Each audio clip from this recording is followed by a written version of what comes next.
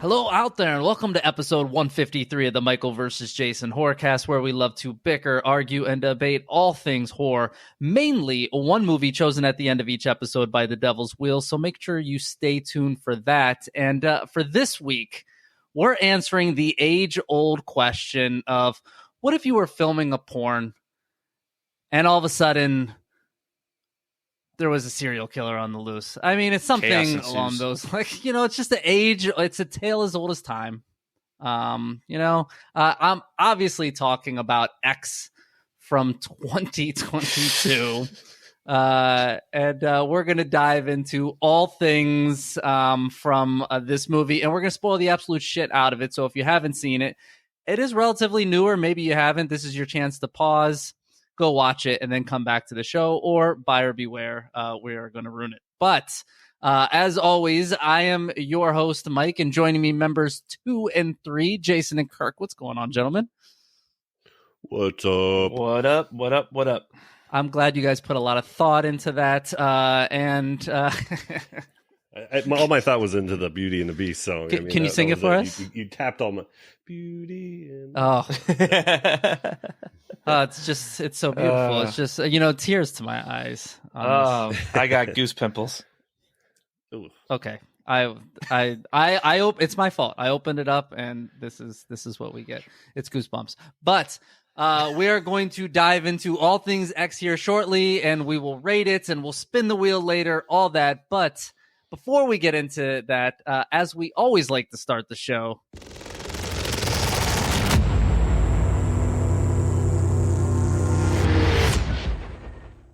all right, it's Pardon the Terror time. So this week, it is the coming soon week. So it's the first week in March that we're recording. So it is coming soon. And I know Mr. Streaming over there has been putting it on our Facebook group what all our streaming movies are coming out. But there are some theatrical releases. There's a lot of stuff this month, actually. March is like weird, we're back. Yeah, it's kind of starting to pick up a little bit.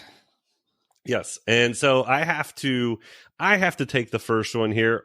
And for one reason and one reason only, I tried to change my movie on the wheel a few weeks back to a movie I have not seen. Well, there's a reason I haven't seen it. It didn't come out yet. So it is coming out in March. It is called You'll Never Find Me. The only thing I think it's coming to Shudder, right? It's coming, Shudder. Yes, yeah. Shudder, yes. So the only thing I know about it's from the trailer I saw, the 2-minute trailer, and it looks like my type of movie. So it's a man in a trailer in the middle of nowhere, and some girl comes knocking at the door. Sounds like Strangers a little bit, and chaos ensues. So I don't know exactly even what the terror is or what it is. I know there's a shape-shifting demon. It looks good. So I tried to change that, put that on the wheel. 22nd of March, yeah. Yep, it's coming out March 22nd. So I don't think I'm going to put that on the wheel. I think I'm going to watch that and talk about it on our What We Watched episode. So I'm looking forward to March 22nd. Let's just stay on Shudder for a second, though, because this week on Shudder, this Friday, Satanic Hispanics is coming out. This is it's 5 different stories, so it's a anthology, but it actually got some decent reviews, and I've been waiting for it to become free because I just didn't want to pay for it. And this week on Shudder, it comes out. So I'm always a fan of the anthology. Some are going to be good, some are going to be bad, but always a good time. Funny thing is, if you checked our Facebook group about 48 minutes ago, I put a trailer on Satanic Hispanics. Yes, so it's on there. That's why I was laughing. I was like, this looks cool. Yeah, so me too, because I had just posted that on the Facebook group. Yeah, that's why I was laughing. Little trailer to it. I was like, were you guys secretly talking before this? No, I haven't talked to Mike in a few days, actually. Yeah, I saw him enough. Yeah. So I got a couple here. I'll go with one right now. So this one comes out March 26th, and it looks like a dumbass movie, but Easter, right up your Bloody alley. Easter comes out. So I'm wondering if it's anything like Christmas, Bloody Christmas. So I wonder if this is going to have any of the same effects. But yeah, it's your typical killer Easter bunny. So. But we need more seasonal horror. I still think, Christmas, you get some decent ones, but you don't get St. Patrick's Day anymore. Like the Leprechaun series is kind of diminished, and you don't get a lot of Easter. You don't get 4th of July, right? Like you just don't get seasonal horror. So they're putting all the leprechauns on. But what we are getting is Winnie Pooh, Blood and Honey 2, March 26th. And then we're also getting that trapped IP. What is it called? Mousetrap. Yes. That already came out March 1st. The Disney one. So the Mickey Mouse, whatever the heck that is already came out. So I haven't even tried to watch it. I'm sure it's going to be. We haven't talked about the big one this month, which is coming to theaters. Blumhouse, Imaginary, which is coming out this weekend. Actually, I think March 8th, and it's basically a bear that tells, I think, kids, or at least this one kid, to do some bad things. As much as I get excited because the concept is cool, it's ranked PG-13, so I kind of lose all faith in it. But so a crappy Child's Play. There we go. It's probably.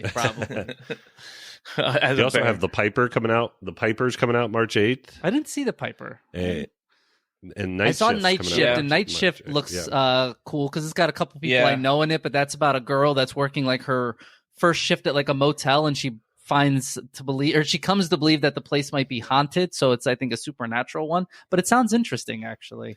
March 13th, there's another one that's coming out that it looks like it might be pretty good. It's called Blackout. It's got Barbara Crampton in it. So I love me some Barbara Crampton. Oh yeah, I love me some Barbara. So that sounded pretty good. And one other one I had written down on March 22nd, Midnight Maniac. I didn't really get too much of a synopsis on it, but sounds cool. The poster looked cool. I will tell you, there's one coming on March 22nd, but I think it's coming to like limited theater release. But I know it's coming to Shudder. I don't think it's coming on March 22nd. I think it's in April maybe. But it's called Late Night with the Devil. And March 22nd. Yeah, this one is basically like a late night TV show host. Basically, I think gets possessed by the devil and is on live air. It's got that David. Yeah, he's in a lot of the superhero movies, and he was just in Oppenheimer too. This one is there's some hype behind this one. I know for a fact it's a Shudder exclusive that's coming, so I'm going to hold off until whenever that hits. I guess on that. There's also, I mean, she was just on Saturday Night Live this last week, and it's in your face. Well, her boobs are in your face, but Immaculate, starring Sydney Sweeney, is coming on March 22nd. March 22nd is kind of a big day here, where she's like, it's religious. Kirk, this might be up all right. So, Mike, you don't have to say anything else. You said Sydney Sweeney. We're watching the movie. True. Move on. See, I had that written down as March 12th, though. Oh, you want to know what it might be? Maybe my one and maybe no. It is March 22nd. Well, then what up now? I don't know. I don't know. I could have wrote it down wrong. The website I had, it showed March 12th. That's not. Yeah, maybe they changed it. They changed. Maybe. Yeah. They move around. It's coming in March. Ask Winnie the Pooh. Winnie the Pooh, Blood and Honey 2, March 26th, coming up. And Tigger 2. There's a lot. You want to know what though? There's more money invested in this, so maybe it's a better movie. I'm just going to give it the benefit of the doubt. I mean, the first one made money. We're talking millions of dollars more put into this one, so I'm curious to see. I think it's like $1 million. Maybe it is millions. I don't know what I thought it was like $10 million that went into this one. No way. It doesn't matter. It's more than the first one. That's all you. First one was like $100, $45. Yeah. But that being said, it's not like the Terrifier movies has gotten big funding. You know what I mean? The first one was like $37,000. The second one was like $250,000. Yeah, but this one, I think the new Terrifier is only like $1 million or $3 million. I think it's something $3 million. It's something like that. So that's why I don't think $10 million's going the Winnie the Pooh, Blood and Honey. I was just being or whatever it is. So yeah, I think it's like $2 million or something. I went to Winnie the Pooh. Usually when the horror movies get up into like the 30 millions, you've got the Jamie Lee Curtises that are making 15 million making the movie. I don't think horror movies getting up into the 30 millions unless it's a Halloween or a Friday 13th at this point in time. So which Blumhouse is looking for a director right now. Yeah, we'll see. Well, they got to get the rights to it. But one other coming this month new movies called The Prank.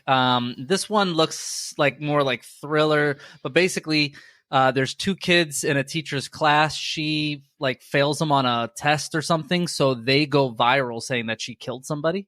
And then I guess chaos ensues from there.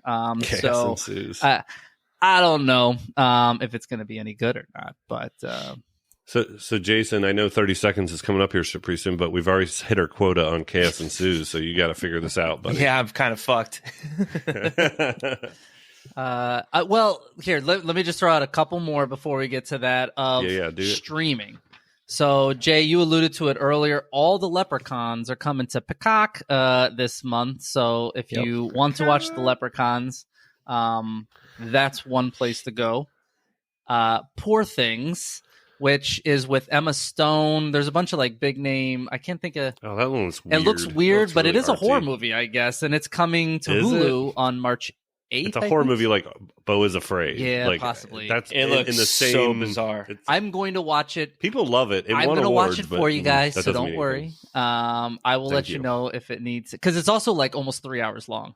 So Yeah, it's all I you. watch Immaculate. You watch all you. whatever that was.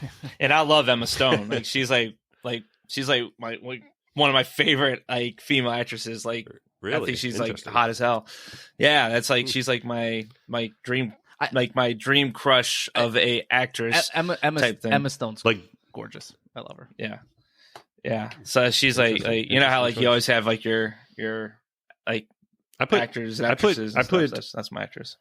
I put her in the same category. I put like Mia Goth in the same Feroza Balk. No, Like it's no, like no, there's something she's- about her. She's. That's how to be honest with you, put- they're all it's opinion- naturally beautiful in opinion-based. different ways. Yes. But Yes. I don't think Mia Goth is that pretty. For something about Mia- her, man. Mia There's Goth something. is- There's something. there's I something don't. about her. I don't. I can't She explain annoys it, the but it's shit like out of me. yes, there's something about her. there's There's something about there's Mia. I don't know what it is. The only other movie I want to discuss, because I know you guys are, it sounds like you guys are out, is there's a movie, it's called Battle Royale, and it's got moved to Prime Another? this month. Is it like a remake of the Japanese This one? is the Japanese one. So Okay. Oh, you're talking about yeah, streaming it's coming to streaming. Okay. it's hitting Prime. It goes off and on, right? You can always find it somewhere, but if you're a fan of the Hunger Games, this is kind of like, this was before the Hunger Games, but it's a more violent. It's about a bunch of kids at a school that are honestly all just given weapons and sent out. Last one standing lives. And it's been years since and there's a part 2, I think, as well, but it's been years since I watched it. And I found it, it's long, but I found it interesting. People love it. People love it. I found it interesting. It's like right around the time that like Squid Games came out. It was like all those Asian battle royale type pitting people against each other and killing each other type movies. There's like 4 or 5 of them that came out. The first one being Battle Royale. This one I want to say is from Squid Games being the early famous one. 2000s, maybe even like late 90s. I should just look it up. But Oh, really? It's that old. I didn't know it's it was been that out old. for 2000. 2000. You were absolutely right. Yeah, and part 2 is 2003, which I never saw. But it's a I don't know. I enjoyed it, but I probably haven't watched it in 12, 13 years, so Yeah. I don't know if I still enjoy it today. But Yeah, Battle Royale 2 Requiem 2003. Requiem for a Battle. I don't know. Yeah. But Seems like they always try to throw clever words at the sequels now. Pray why it not? Well, this wasn't now. That was 2003. They were Yeah, pioneers. Yeah. They've been doing it for 25 years now, so they just don't want to call it 2. Another battle. Yeah. Battle Royale. All right. Well, I think that taps us dry, right? So We actually had something to talk about on the coming soon, so I am very happy. there's a about lot. that. Yeah, there was actually, we didn't have to fill time this week. This was a lot of good stuff. But now we also don't need to fill time. We're going to let Jason fill the time and put 30 seconds on the clock here in a minute as we head to the main feature. And now, on with the show.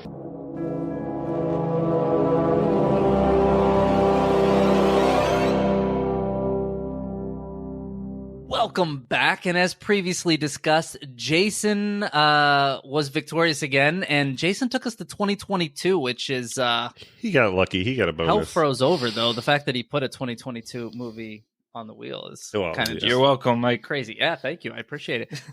His hair got a little grayer with that. It sure did. His body couldn't handle it. Like he's like, what am I doing? Your longtime fans have disowned you. It's crazy. Yeah. But no, as we always start this area, before we can dive into any of the facts and ratings, we got to put 30 seconds on the clock here. Kirk, you So, got the clock, right?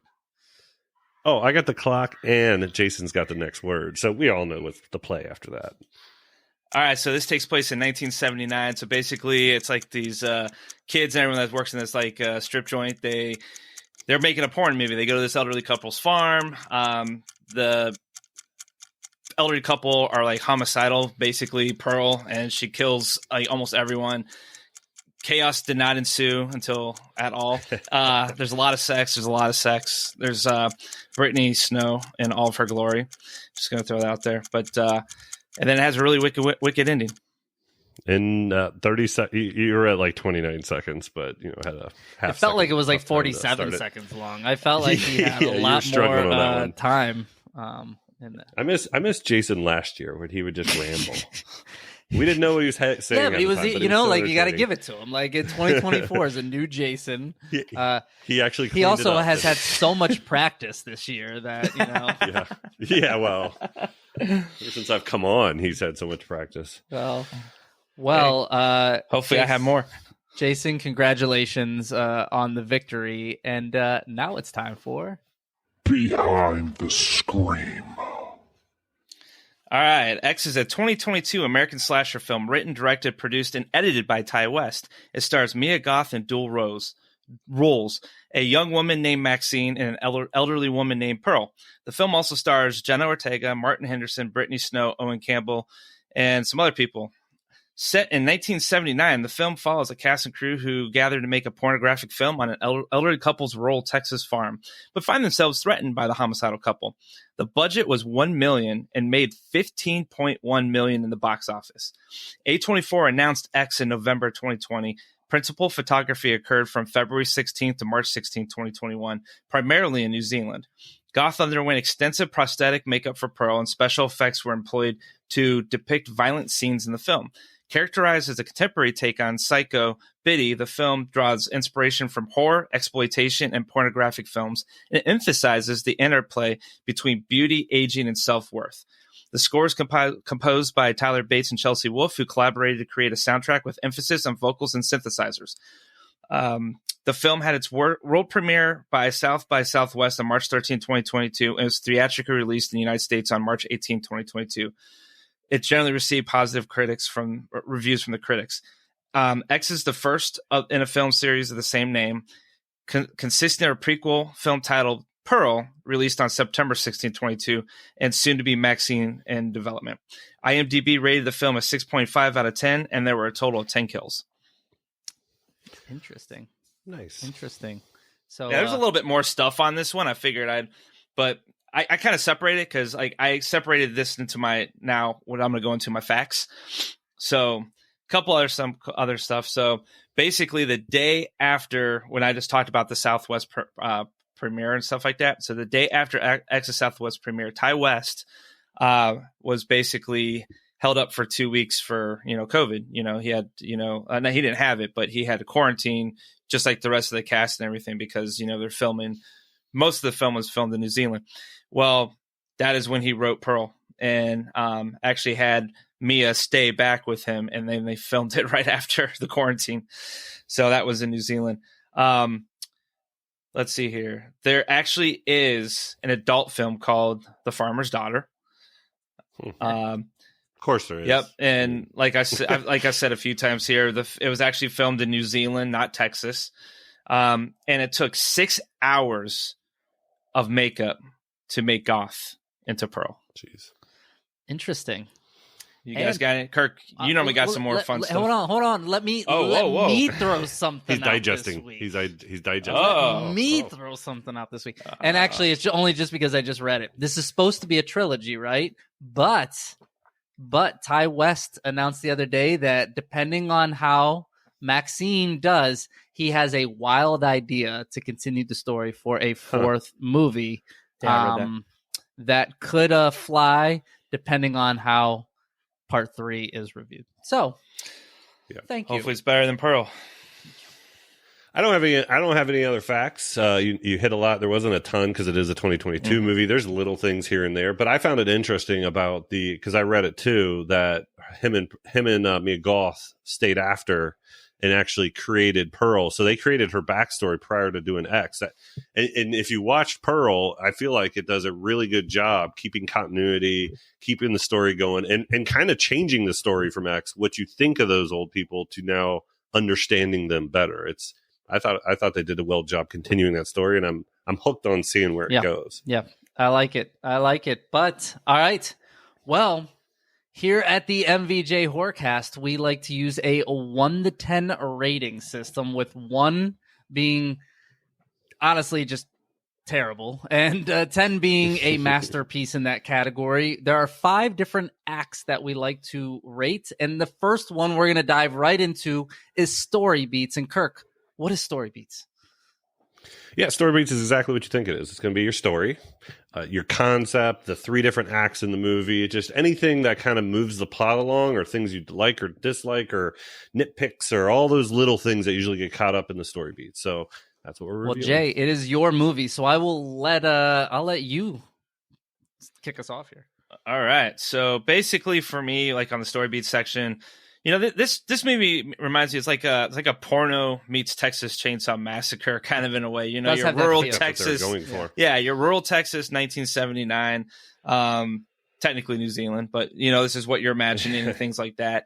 But to me, I think it's a very lackluster storyline. I thought the plot, I think they could have done a lot more with the plot on this. I think it just I think it starts very slow, obviously, but we'll get more into the development later with that. But I just felt that, yeah. So to piggyback on the slow thing, so I think you nailed that. So it's a very slow moving movie, but I think the first watch, you're tricked because all the sexual talk and nudity, and it's like, yeah, this is moving along great. But actually in the second and third watching, I'm like, man, this kind of drags for the first. It's 2 movies. It's it's literally the first 50 minutes, because this movie's about hour and 40, hour 45. The first 50 minutes is it's a soft porn. It's a soft porn, but which way ain't mad about that. But at least they fill the time with something you want to watch. But the second half of the movie becomes more of like the horror movie. Although I will say, I do like that the beginning is the end. Like, it starts with the aftermath, and then we go to 24 hours earlier. I was going to bring that up. So the original Strangers did that. I didn't like it. I don't like when they show you the aftermath, because then the whole movie, I'm sitting there trying to find, oh, that's where that guy fell. Oh, somebody's get black. Like, I'm picking out all the positions to make sure it matches instead of but they didn't show every like death. They showed like literally the driveway, and something's gonna happen there. And you saw the driveway, somebody laying out there, and you saw the old man leading up with a blanket over his head. And I'm like, somebody died there. The first kill. The first kill's the guy in the driveway. So I mean, realistically, that was Pearl. Pearl. Oh, was it? Oh, it was Pearl. Yeah, that's right. But I like it. I actually like the beginning as the end. It's an acquired taste. And same thing with this type of movie. So the point I'm going to make on this is, I've said it many, many times, that hillbilly, that reject, that look down on people, those others that they make movies off, like the Wrong Turns, all that, not usually my cup of tea. No. So I've never really liked those type of movies, with especially too decrepit. Yeah, but I don't feel like this is in the same vein as Wrong Turn. Like these are completely different movies. It's not like inbred people, but it was like oh, hey, old timer, I remember, I wish my dick would get hard. You know what I mean? Like they were the downtrodden, and I just, where this movie goes wrong to me is the whole horny old lady plot.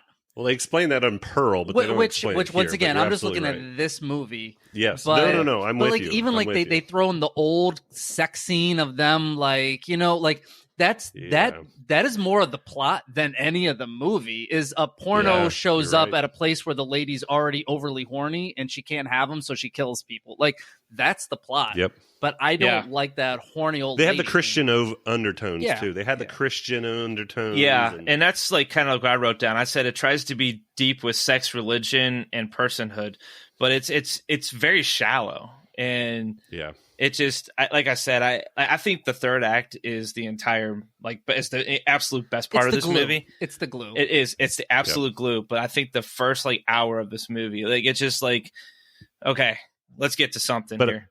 But I'll tell you this. One last thing. I'm intrigued to see where it goes. That's the one I was intrigued to see. Pearl, I'm intrigued to see Maxine. I like that.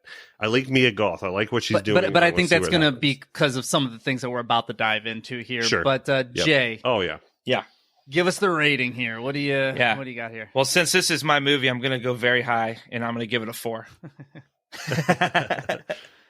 that is pretty high for you for a 2022 movie. Kirk, what do you think? So I'm not.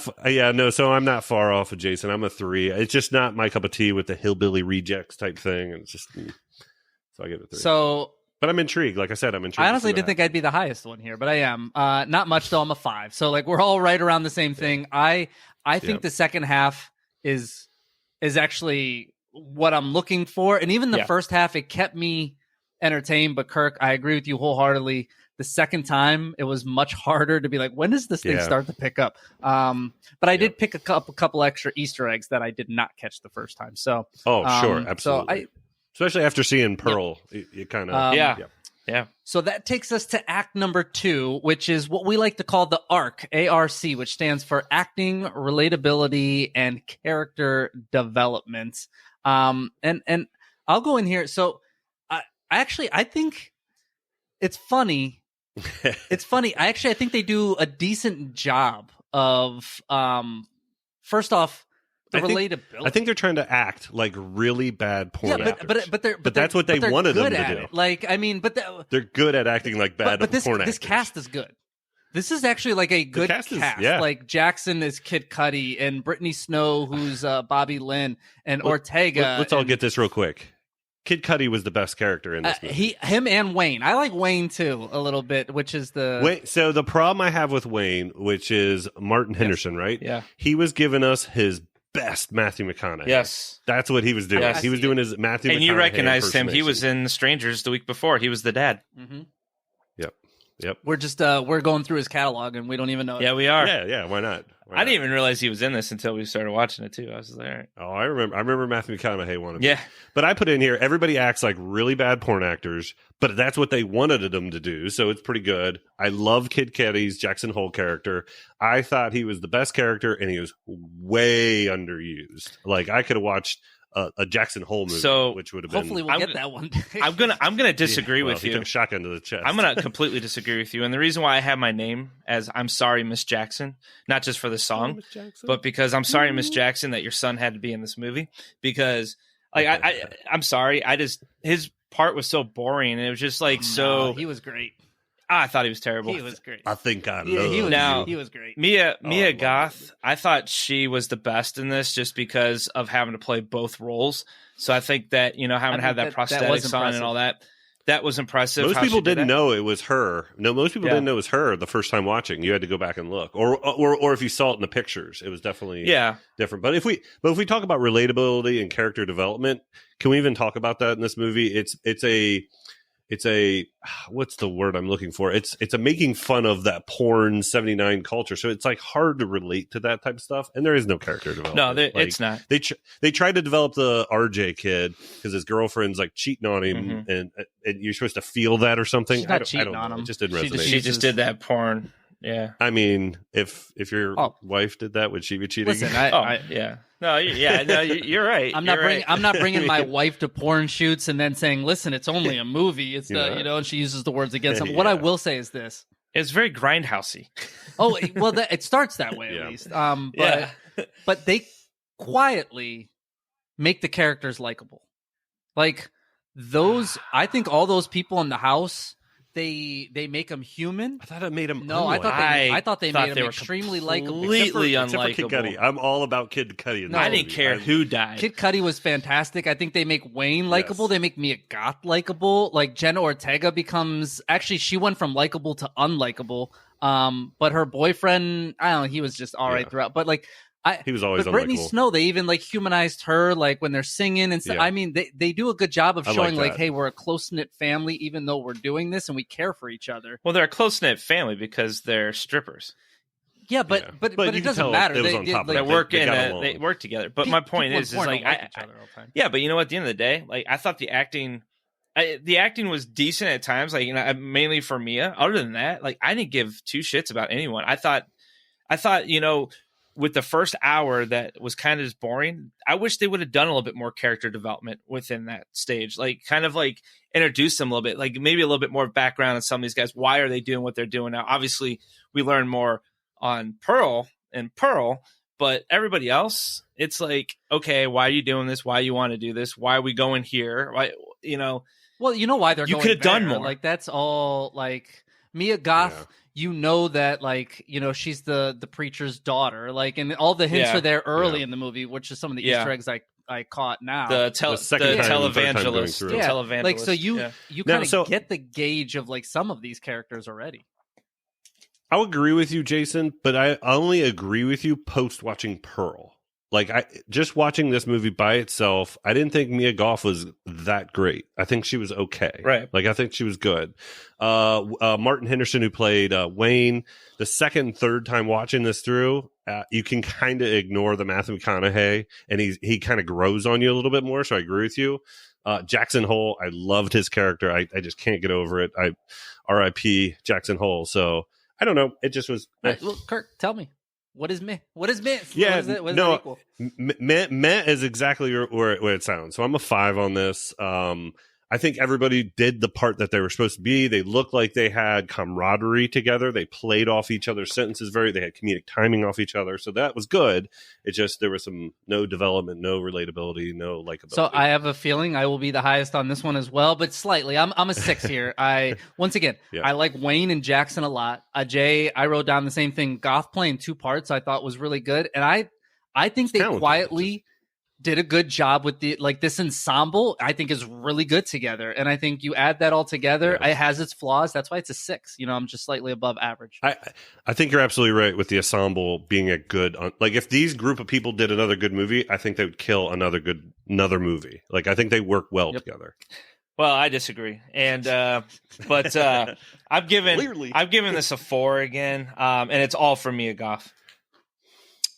Yeah. All right. Well, the Russian judge has spoken. So that takes us to act number 3, visual appeal. Kirk, what is that? So visual appeal is everything you can see. Your effects, your cinematography, which will come up here in a second, the gore you're seeing, the effects, the CGI, just anything they do on screen that you're seeing. If you could turn the volume off, not listen to them and watch it, that's what we're judging. So what do you guys think?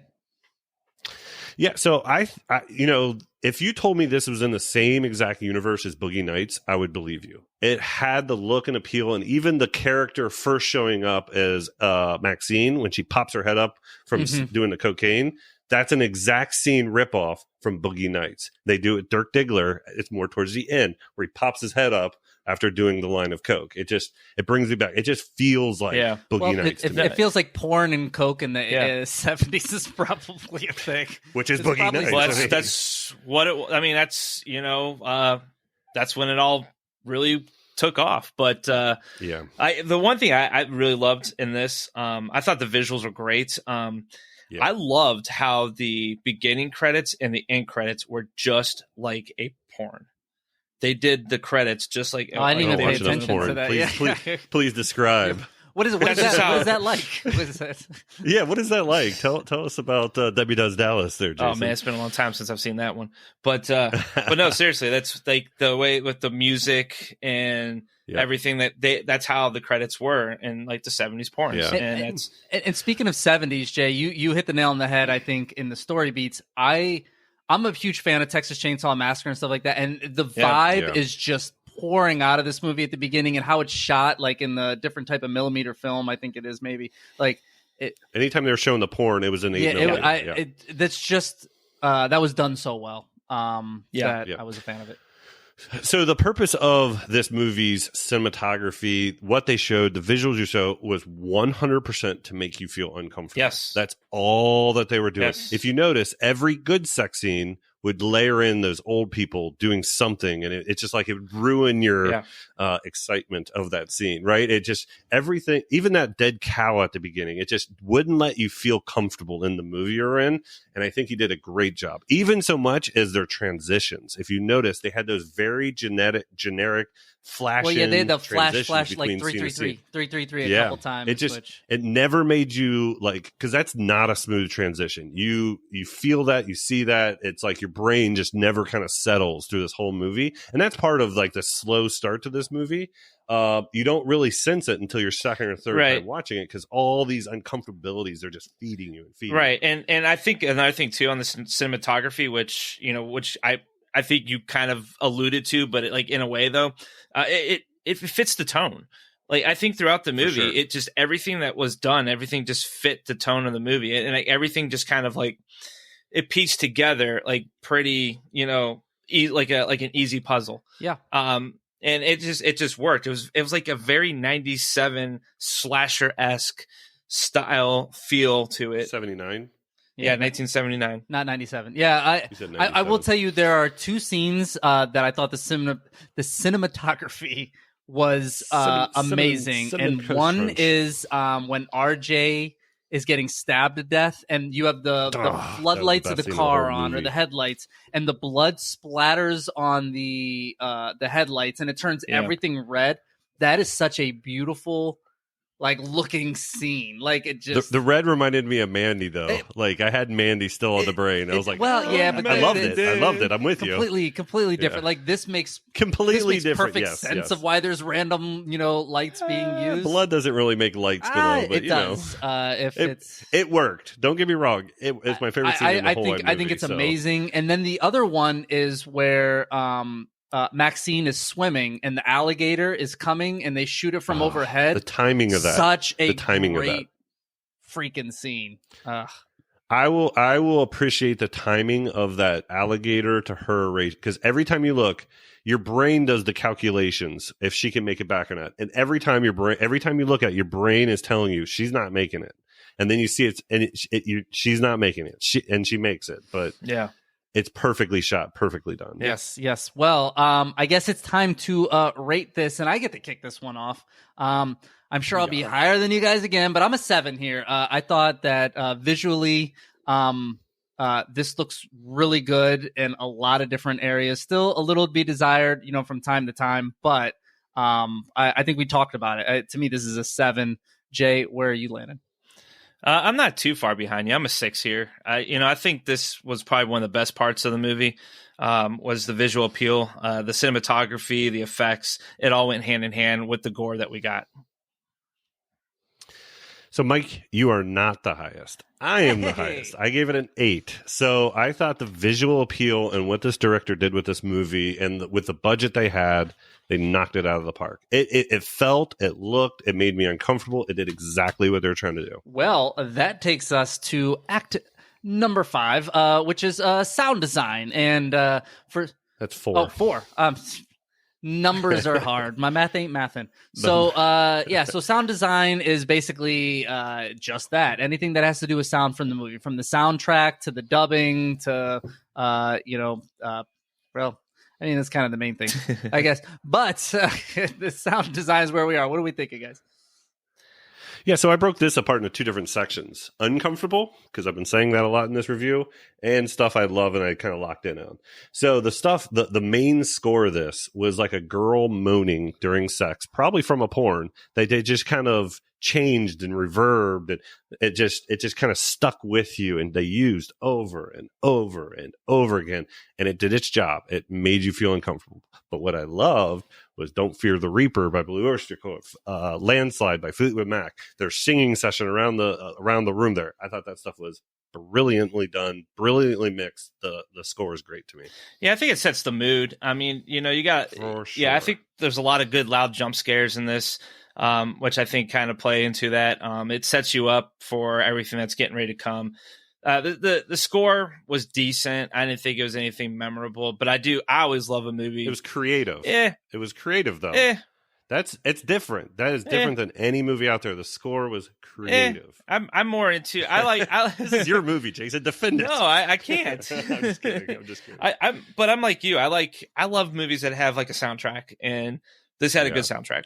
No, this Jay, I don't even know. I like the score in this movie is like really good, actually. Like, and so creepy. I wrote down two specific things, and Kirk, you hit them both. The Fear the Reaper, just over that scene. During Once again, RJ's it's scene? the best scene in my opinion in the entire movie, and that song is just perfect for it. And then I love the landslide. All I can see is Will Ferrell though hitting the more cowbell. But that landslide, just the section where they're singing it or whatever. I think it brings, like I said, I think that's where it brings the arc together for me. Like, and that's it's a perfect just section of the movie to do it. It was perfect. That landside scene was my second favorite scene in the whole wide movie, because a big part of the movie is about rationalizing doing the porn, and Jenna Ortega's character was thinking about it. And you can see her brain turning, and they start singing this beautiful song. And once it ends, she goes, "Yeah, I want to do it immediately." She jumps in, and it was a great scene. It wasn't horror. It was just but it's also a great transition out of that scene into the next one, because that's how you get RJ out the house and like, off of that. It made you uncomfortable because you felt like RJ at that moment, like fuck you are, like you know what I mean? Like, what are you talking about? Like you that's the one part you kind of connected. And she didn't wait either. It was like, I want to do this, and the next scene cut.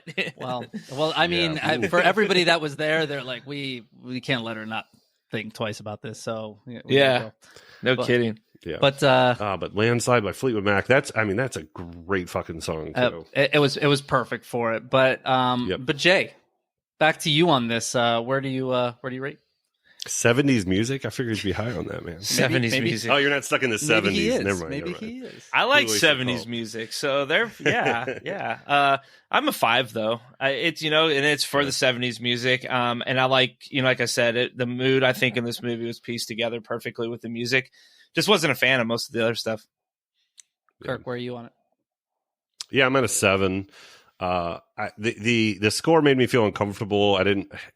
It was unique. The moaning girl, I feel like I can't watch it with people in other rooms around me, because they're not going to be knowing what I watch. They think I'm watching a porn in there. But the layering in the Blue Oyster Cult, the layering in the Fleetwood Mac, I think they did a great job. So one thing we didn't talk about in sound design, but like the preacher kind of coming over, like that's its own sound effect of that you got to pay attention to. But for all that, I'm with you, Kirk. I'm a 7. On sound design. I think it does really, really well, honestly. Which takes us, now we're at Act 5. I apologize. Let's just call it 6 just for today, right? Which is Carnage. And Jay, what is Carnage? So Carnage, we talk about 3 big topics here. We got kills, like how many kills, like we've already talked about. Mayhem. Is this movie any fun? Like, are we having fun while we're watching this? There things that come up that are, things that are memorable, so on and so forth. So, I mean, I'll kind of just kick it off over here and just say, hey, you know what? Like I talked about already, there's 10 kills in this movie. I mean, the mayhem, the carnage is alive and kicking in this movie when it picks up. When we get to that third act, and it's just like one after another, and even what happens to Pearl, I mean, it's a bloody good time. I mean, you can't go wrong with this movie. With their head getting ran over, and it looks really good when it gets ran over too. And they show kind of like the close up of it. Yeah, I think that's a fantastic. So I'll give a little pushback. So I loved RJ's kill. I loved Bobby Lynn's kill. I loved Pearl's kill. I thought we got shortchanged on a lot of the other kills. Definitely on Jackson, we got shortchanged a ton. Big time. And Wayne too. No, Wayne got the pitchfork in the face, and it came out the eyes. And the eyes. Stuff. Like, no, I thought that was the aftermath was cool, but like it could have been better. The mental processing to kill Wayne in that way felt like a bitch way out. Jackson Hole's death felt like a bitch way out. They just stuck with me. But the first time watching it through, I was like, man, that carnage. Yeah, but Lorraine rough. Getting shot. I know it's like a cheap way out, but she gets blown back like Everybody was getting blown. That shotgun was the most powerful But that was shotgun I've cool. ever seen. Like, I mean, she runs out the kinda door. cool, yeah. Jason was talking about the jump scare. She runs out the door and just gets blasted. And before that, Yeah. she has the mangled hand and stuff, which is part of that, mayhem and gore. And Yeah, Brittany Snow getting eaten by the alligator. That was Bobby Lynn. So Bobby Lynn was eaten by Yeah. the alligator. I thought that was really cool. RJ's kill, clearly the best in the entire Not even movie. close.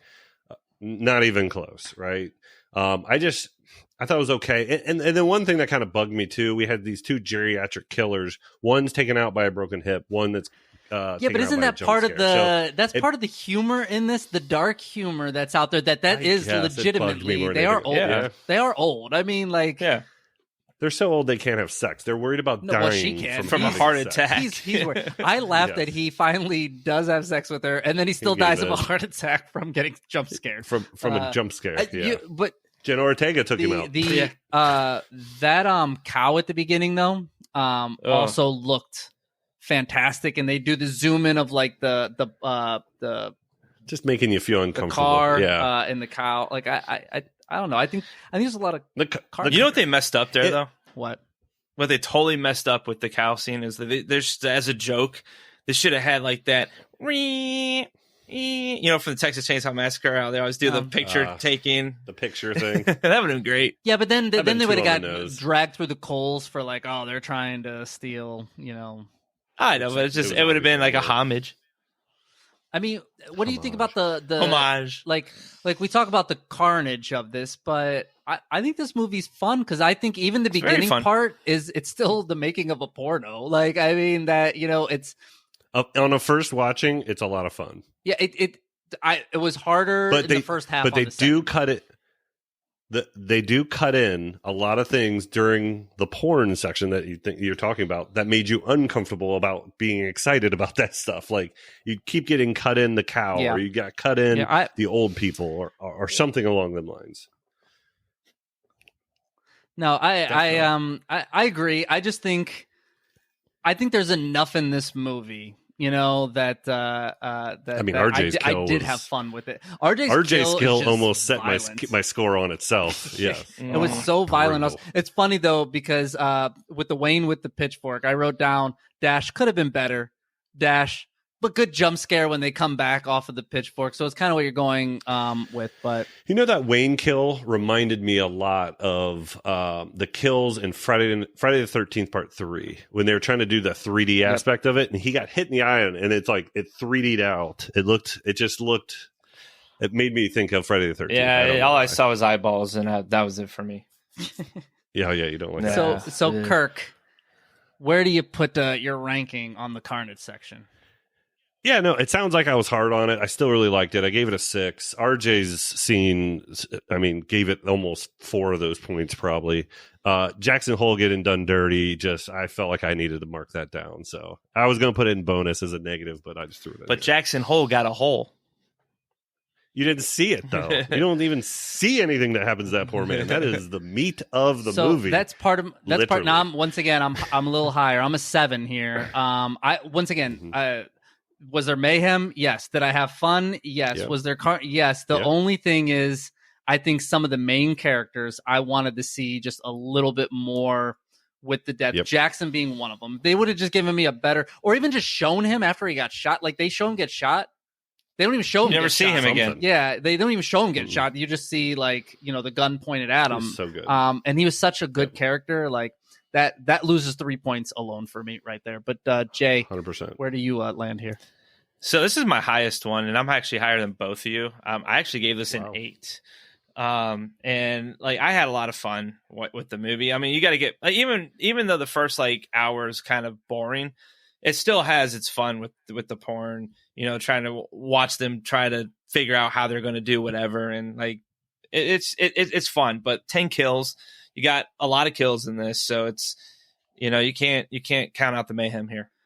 All right, so our ratings for the 5 are in, but as we always like to do, you can give it or take it away 1 to 10 bonus points here. So I'll let you guys do this while I'm adding up the scores. No bonus for me. Yeah, I think I already kind of said it. I'm no bonus for me. I kind of deducted doing Jackson dirty early, so. Well, listen, no bonus points all around, which does give us some final scores here. So we want to start top to bottom, bottom to top. What do we want to do here? Let's top to top to bottom, 'cause bottom. we know it's So you. I'm the top. I gave it a 32 out of 50, which equals a 6.4 score, which actually, Jay, it surprised me because I never look up the IMDb stuff there with on here. IMDb, I'm like yeah. 100% spot on with them pretty much. You are. Kirk, you are the next one down. You gave this a 29 out of 50, which gives you a 5.8 on the scale. So not too far behind actually at all. And then Nope. Jay, you're not too far behind that at all. You're a 27 out of 50, but you thought this movie was probably just meh, average, and you give it a 5.4. So those are our 3 scores on the movie. Anything surprise you on those scores? I don't think I'm surprised actually. I'm surprised on one thing. Uh, I had the low score. I'm It was my not. movie. It's a 2022 movie, so I assumed if you put it on, It there, had you would- nothing to do you with would give it a bad 2022. score. It had nothing to do with that. Here's the thing, It's though. I'll tell honest you truth. this. I'll tell you this: 5.4, 5.8, 6.4, or whatever you were. We're all Mike. within a point. Those of are it. usually. Yeah. So Yeah. those are usually movies that it's like, man, I don't really care what happens next. I'm intrigued. I was intrigued by Pearl. I'm intrigued by Maxine, and I want whatever number 4 is coming. Like, I'm intrigued what they're doing with this. I like what they're doing. It's just there's some holes in the first one. Yeah, Not Jackson. what? Not Jackson. No, there is a No, big Jackson hole. has a big hole now, and he gave some big holes along the way, I think. Sure but did, yeah. I'm not following that. that scene in the with the shadow is great. You know that was fake, right? That was not a real. No shit. Kid Cudi wants you to think it is, though, so. Listen, I didn't research it to find out yay or nay on it, but Mia Goth did say that Maxine is by far the best script, of any of them. So we'll see how it goes.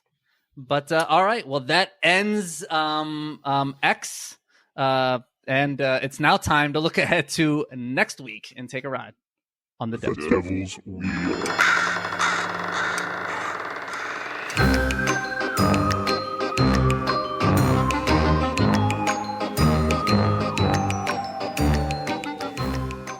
All right, for our Devil's Wheel portion of events, we put 11 slots on a wheel. We spin it. Whatever it lands on, that is the movie that we review the following week. And the 11 slots are broken down as each of us put 3 movies on the wheel. One has to be a movie that we've never seen before.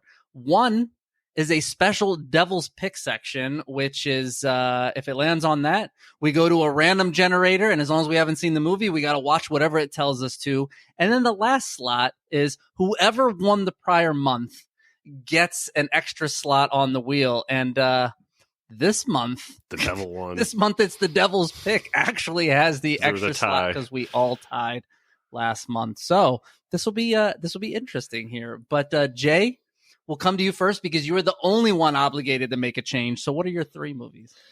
All right, so we're going to stick with Chud from 1984, the movie that I have not seen, Street Trash from 1987. And I'm throwing Videodrome from 1983 back on the wheel here because I took it off during the holidays, and it's time to visit it. I haven't seen this movie Believe it in or probably not, 40 I've years. never seen that before. So Yeah. it's crazy. Well, 30 years. Cronenberg and his body horror. Yes. Kirk, what are your 3? Yeah, but none of mine have changed. So, Empty Man 2020, that's a movie I haven't seen yet. Ready or Not 2019, and probably the most rooted on movie I've ever put on by these two, Evil Dead 2013. My 3 are staying the same from last week. So I got listener request Elliot. We have The Taking of Deborah Logan from 2014. 13 Ghosts is the movie that I've never seen, believe it or not, from 2004. But you're talking about doing a TV Yeah, series. so I definitely got to get the movie in before this series. Although the Talking chances about it, of you got me a few winning years. are very slim and none. And then I'm keeping Yummy on there for at least one more week because I don't know why the fuck not. Yummy, So yummy, I think that was from 2022 as well. So Yeah. all that's left to do is spin the that wheel. It is definitely spinning, and I see a lot more red devil picks on this wheel this week. Yeah. He's got a 20% chance. The devil did not win, but Jason did again. Street trash. Oh, come on.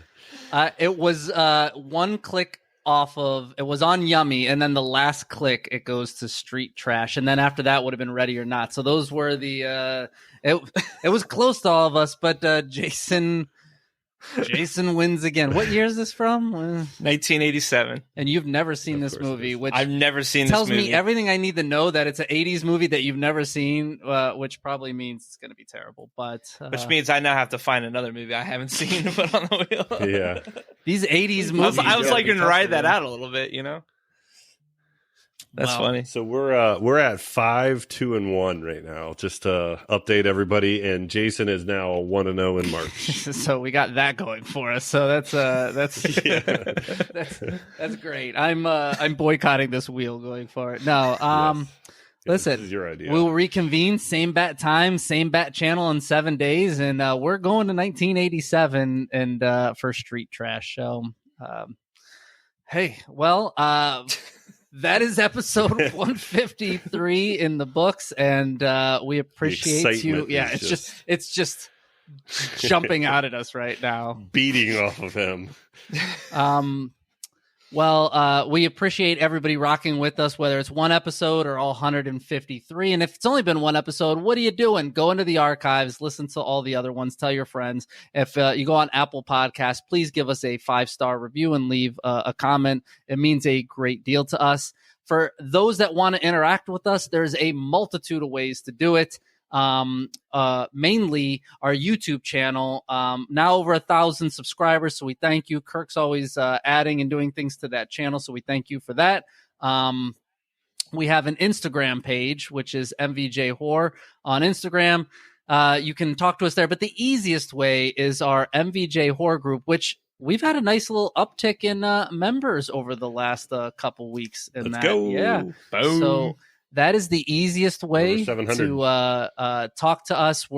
If you want to throw a movie on the wheel to maybe replace Street Trash, throw it out there. But we're always looking for listener requests and our part in the tear segment. Maybe there's something that we missed each week. Let us know, and we want to be all over it. But listen, Will Street Trash live up to its name? We will find out next week. I have a feeling that it's going to live up to one of the words. And Trash. Don't prejudge. Go in with an open mind. I don't am- even know what it's Open your even mind. about. I am going in with an open mind, Homeless people. but it's telling me that maybe the word was street. Maybe that was the word I was talking Yeah. about. Hey, all I know is the poster looked really cool, so that's why I put it on there.